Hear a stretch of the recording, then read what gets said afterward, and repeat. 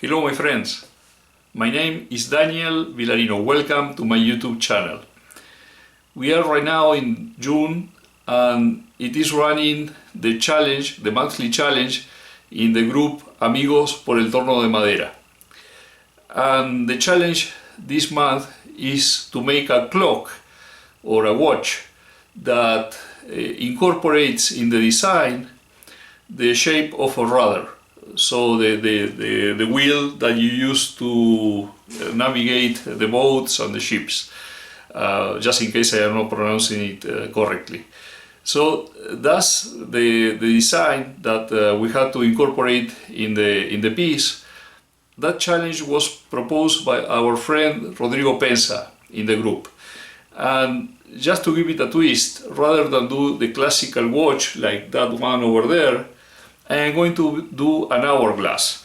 So I took the measures of an hourglass, just the glass, and I draw it in this piece of paper, and then I began to draw two rudders, one on the top and one on the base, connected by these posts, and those two rudders are going to look something like this. So once I had this design, which I drew by hand, I did this one in PowerPoint, rather this way, including the posts that are going to connect this one with the other. And I will have to make these circles and then all the connectors and the handles of the rudder. And for that I have prepared this that I have seen. I think Mike Walt might have done one of these. I don't remember. I have seen this in some videos, and basically it's just a jig that has a small hole there. This is a 1/4-inch hole, and it has these lines that will help me to locate this exactly at the height of the axis of the lathe, and this post here fits the banjo really well. So this is going to help me to make the perforations very straight. So that's today's project. I hope you enjoy it. Let's get to work.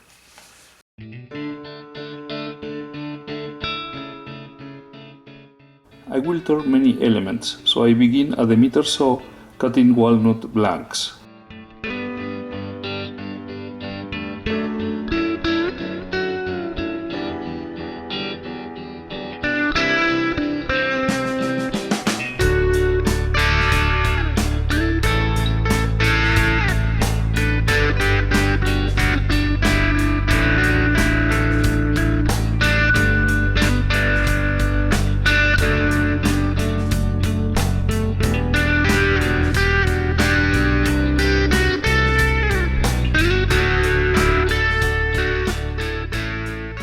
I transfer the measurements in the diagram to a straight piece of plywood that I will use as a pattern.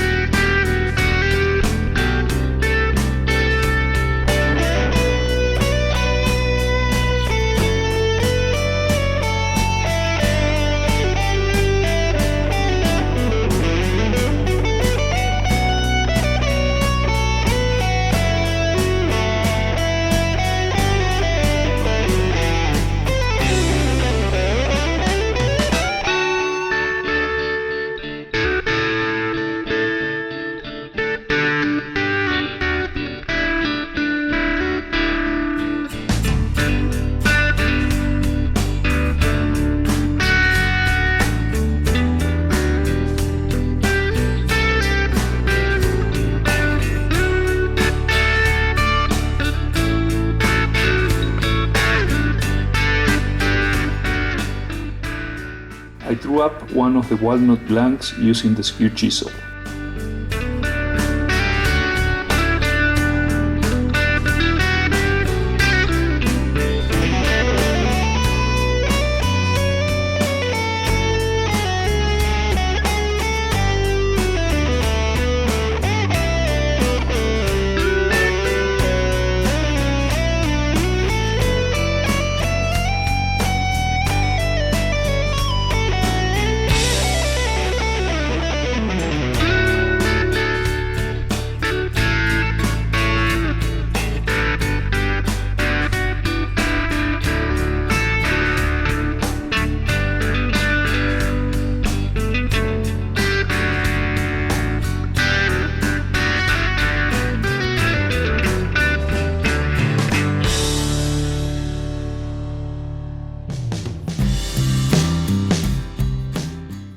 shaping a cylinder of 9/16 of an inch in diameter. For that I use as a caliper a spanner of that size.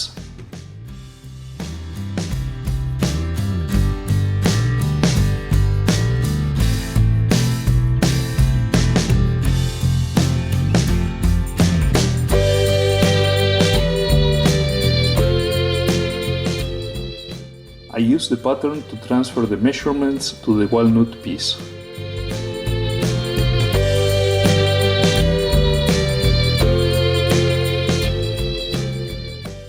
Now I will use a 1/4 of an inch wrench to shape the thin part of the handle and the part that will go inside the 1/4 of an inch hole in the wheel.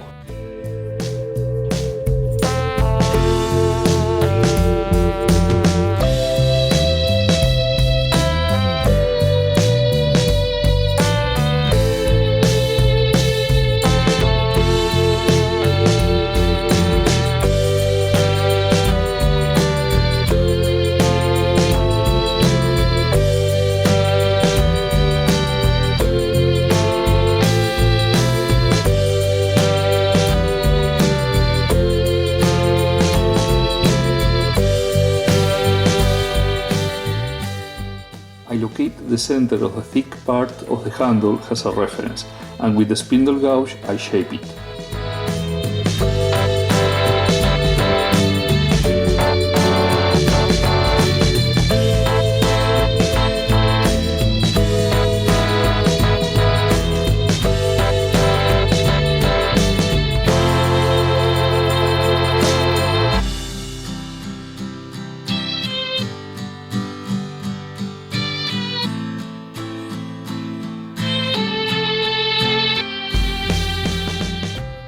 Also with the spindle gouge I round the two disc elements.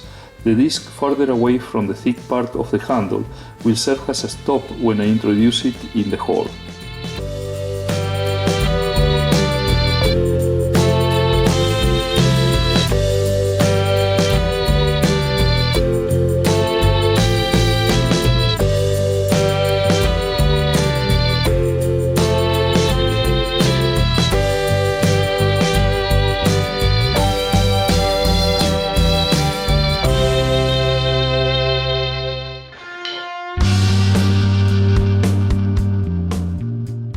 I sand through the grits up to 600. I apply a brassy paste and from there friction polish, and it will be ready to part.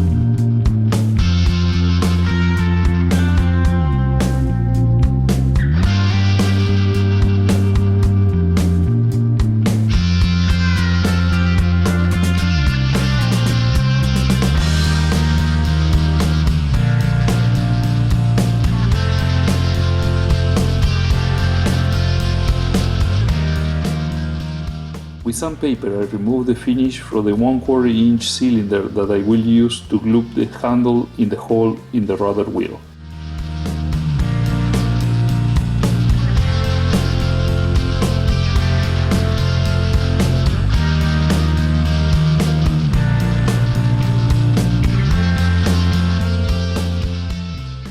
One ready. Now I just have to make 11 more. Ha!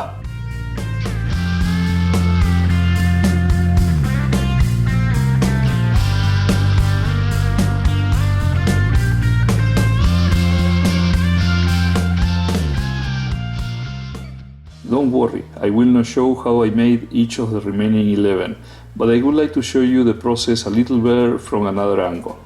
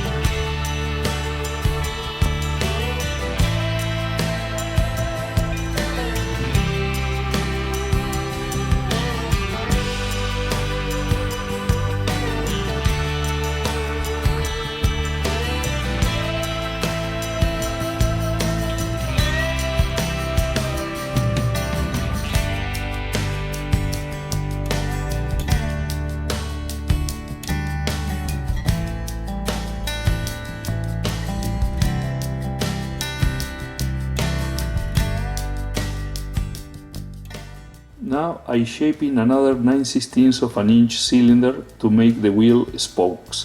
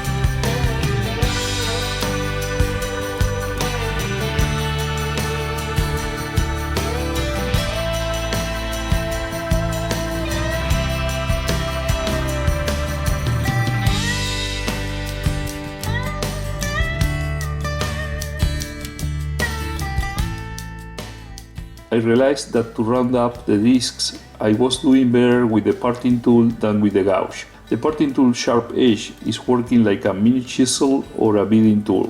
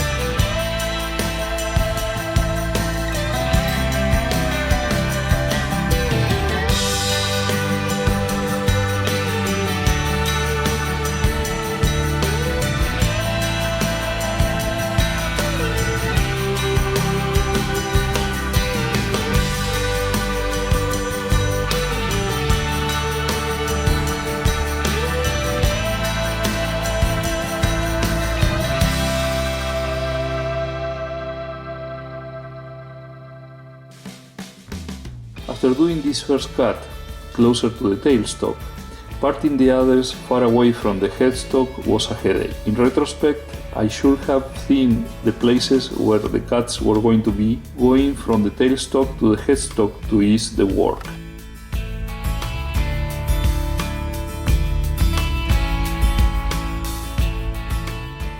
I repeated the process a couple more times to obtain all the needed spokes.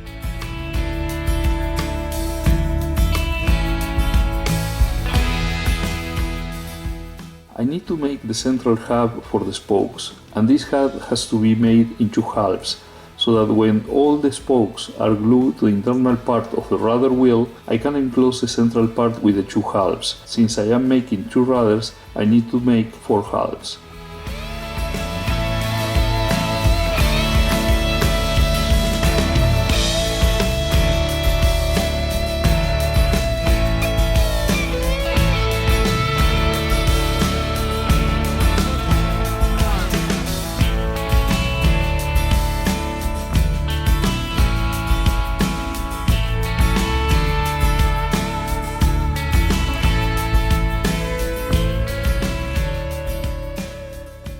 You can see that I am placing the bit support jig so that the hole is aligned with the lathe axis.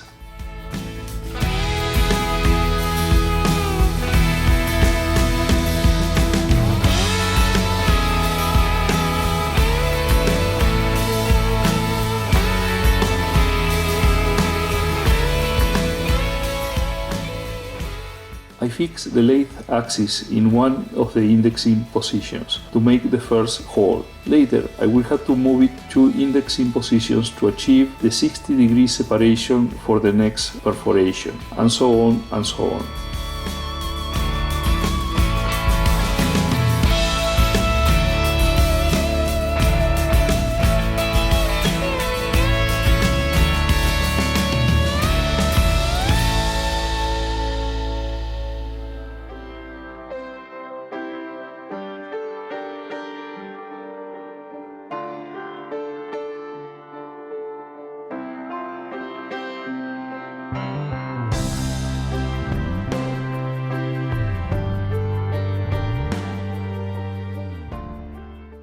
Every time I relocate the banjo, I ensure that it will be perpendicular to the lathe's bed.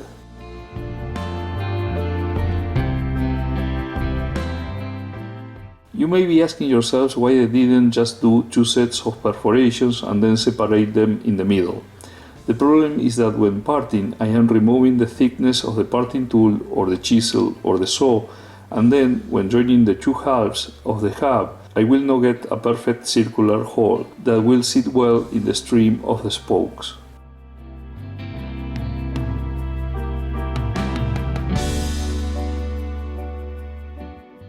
With all the perforations done, I can now take the piece to its final diameter and begin to shape and part away all the halves for the connectors.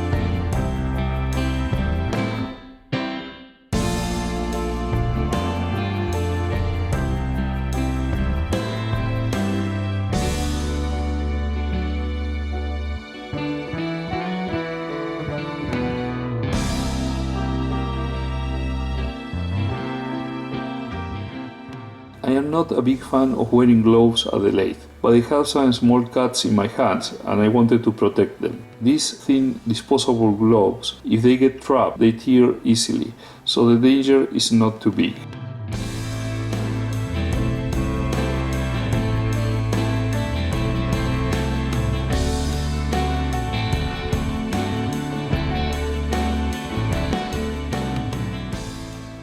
It is not perfect, but it will work. The arrows show the tool rubbing the bevel on the wood during the cut, to provide a smoother and more stable cut. I am working now in the rudder wheels.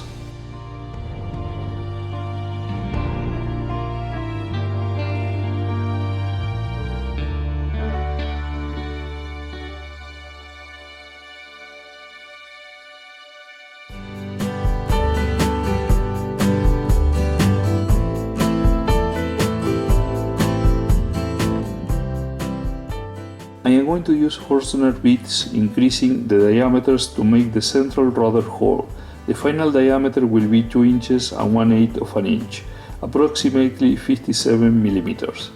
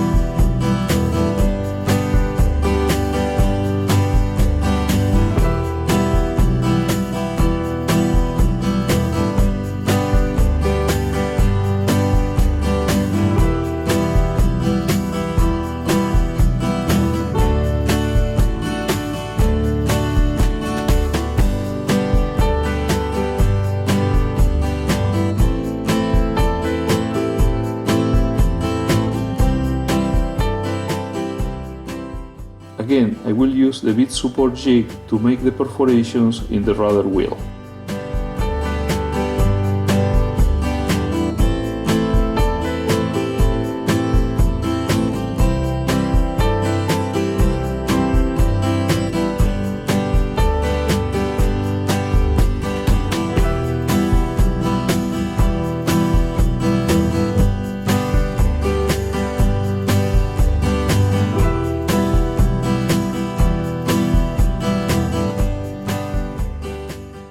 the perforations will go through the whole wheel. That way, from the outside I can place the handles, and from the inside I can place the spokes.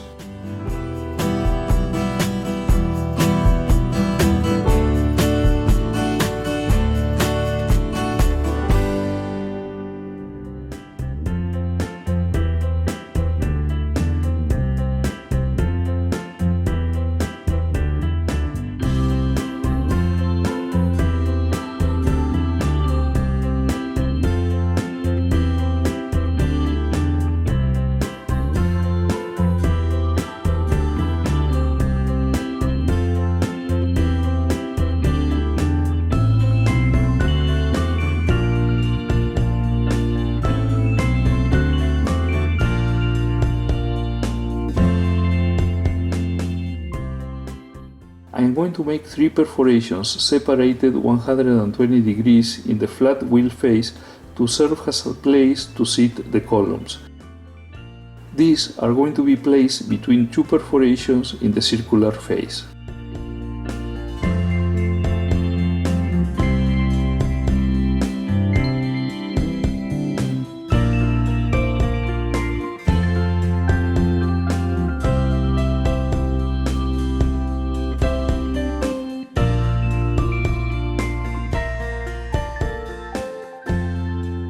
The yellow arrows show the location of the 3 column perforations. The blue ones show the 60 degrees between the 2 handles, and the orange ones show the 30 degrees separation between a handle and a column.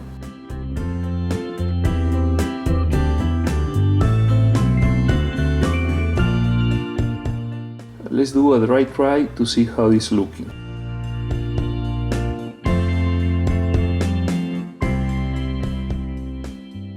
I'm going to make a jump chuck to hold the wheel while I work in its other face.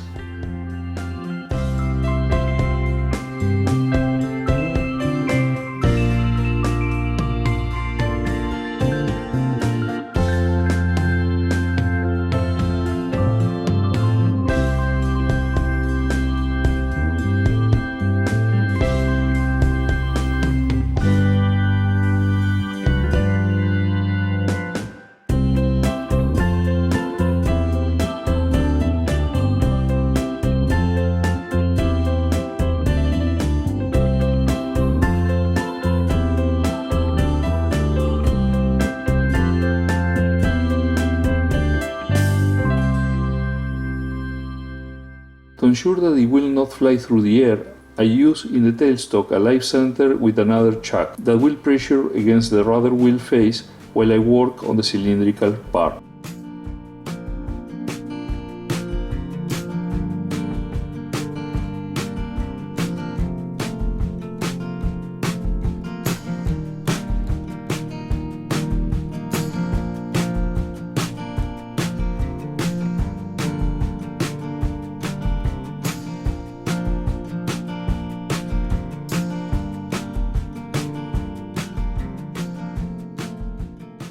To work in the frontal face, I need to remove the tailstock. To make the jump chuck to hold it better, I place a damp paper towel between the jump chuck and the rudder wheel.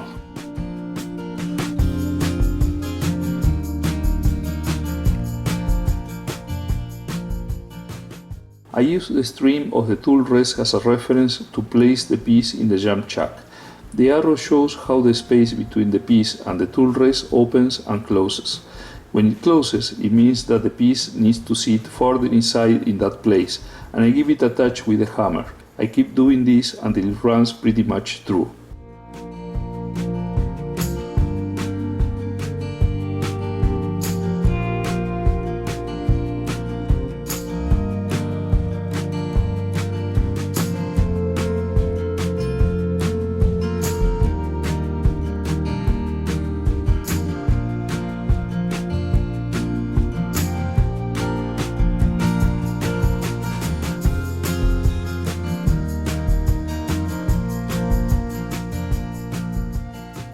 Turning in the regular direction, I make some of the details, and then I reverse the direction to make some other details when the position is more comfortable that way.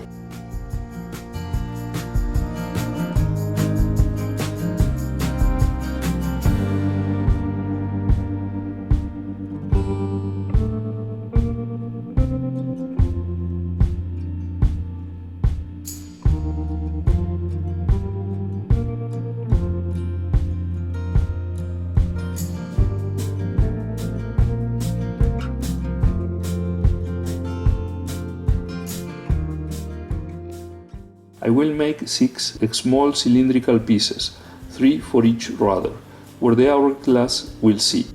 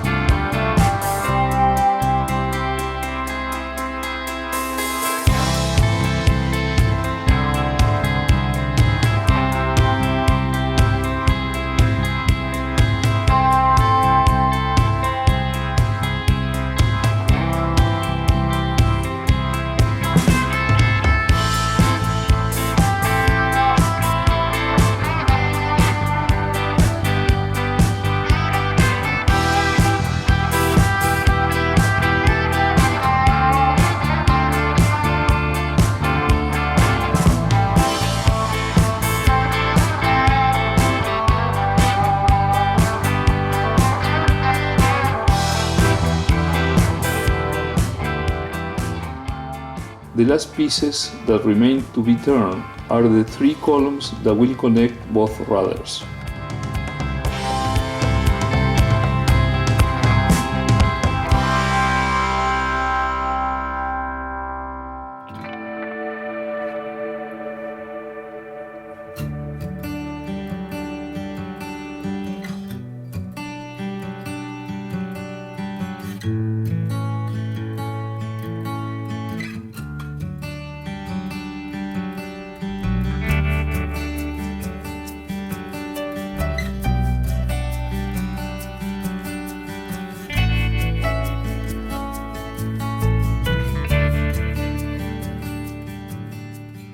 Because these pieces are long and thin, it is convenient to work from the tailstock towards the headstock by sections. This way you will avoid excessive vibration that will cause catches.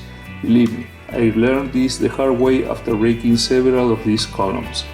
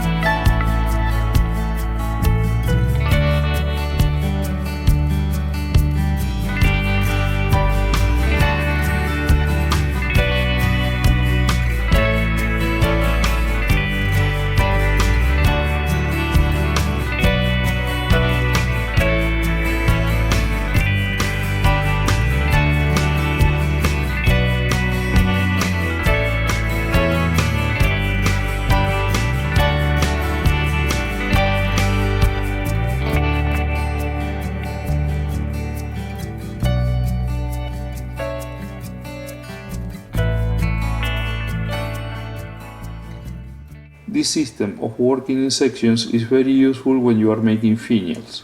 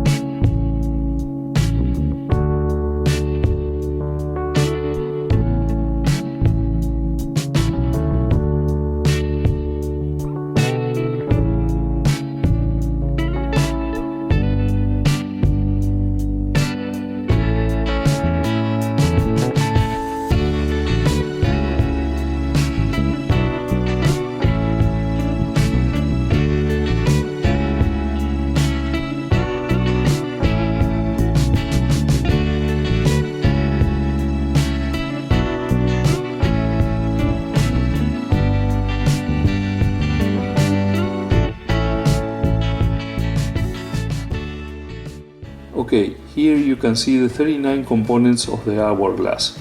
The 2 wheels, 6 supports, 3 columns, 12 handles, 12 spokes and 4 half connectors. And I also show you some of the tries and fails before getting there.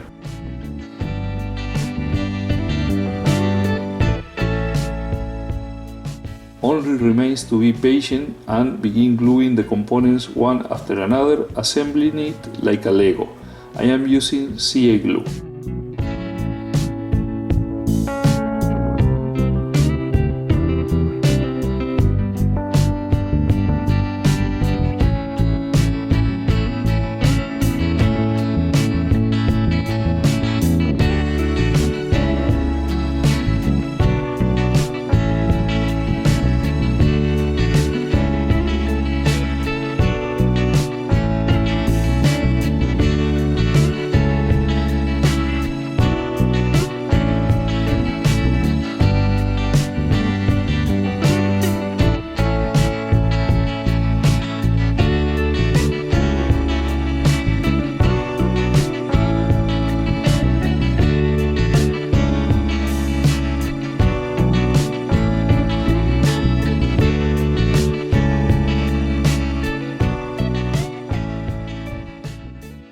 Hello my friends, I finished doing the hourglass clock with the motif of the rudders both on one side and on the other for my presentation to the challenge, the monthly challenge in the group Amigos por el Torno de Madera. It was really a challenge in the sense that, well, for the first time I had to turn so many small identical pieces, just not only the handles are 12, and it was really difficult to try to get them all similar. And also when I started these handles, I tried to do them by pairs, and the problem I had is that because they are so thin, at some point the wood was sort of flexing, and I had numerous catches, as you could see in the pictures. The same thing happened when I was doing these posts that connect the 2 rudders, and basically I turned this part and I turned this part, and when I was trying to do the middle, because these 2 were too thin, it just flexed, it began to vibrate. It was so easy to get a catch that way. And then I recall from numerous videos I have seen, and also from experience, that when you are doing something like this, or when you are doing finials, for example, it's always convenient to begin from one side and keep working towards the headstock.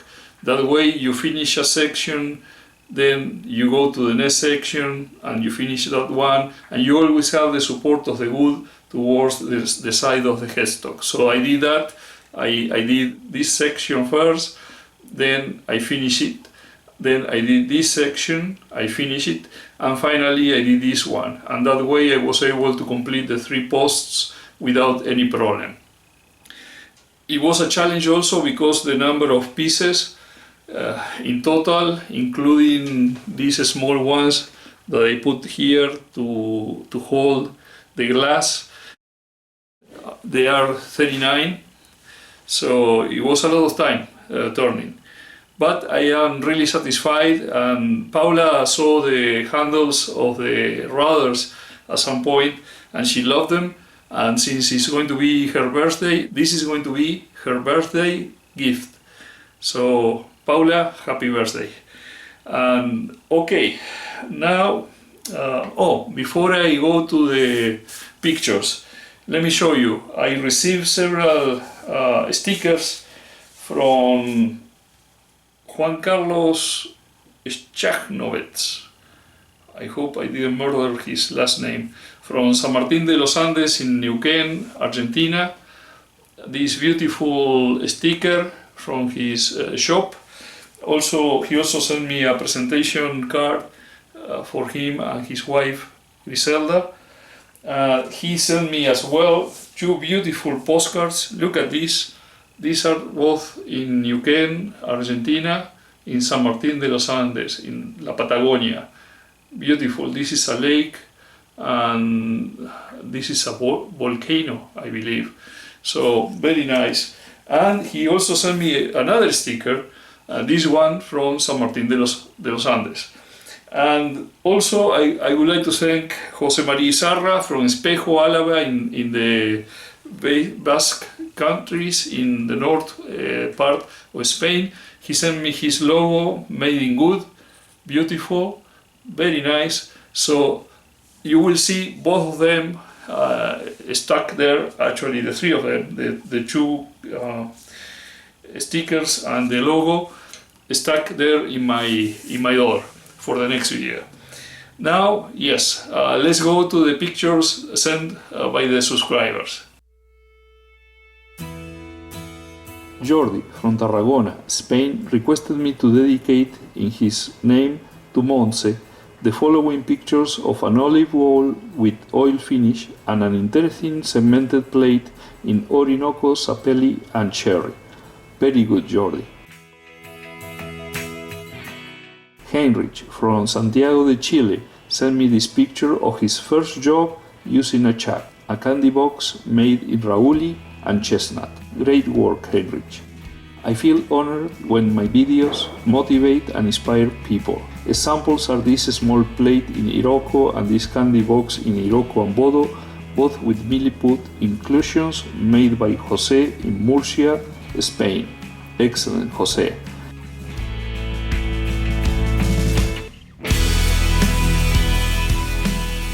And another example is this beautiful walnut medallion made with eccentric turning by Santiago in Toledo, Spain. Great job, Santiago.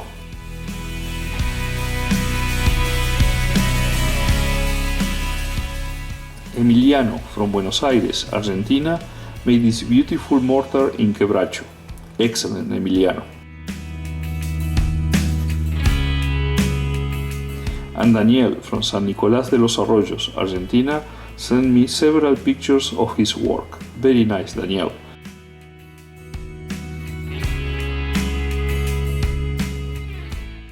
And these are some pictures of the hourglass.